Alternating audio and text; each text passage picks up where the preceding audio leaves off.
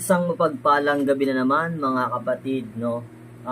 Napansin nyo ba na dati ang tao umiidad o umaabot ng halos 100, 110, 120. Pero sa panahon ngayon, napakahirap ng i-reach o ma-reach yung edad na yan. Kadalasan, ang tao ngayon ay swerte na umabot ng 50 anyos, no? So, ano ang ibig kong sabihin? Napakaikli na ng buhay, mga kapatid.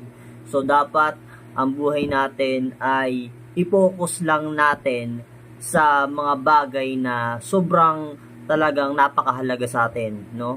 So, isipin natin ang pag-enjoy minsan, no?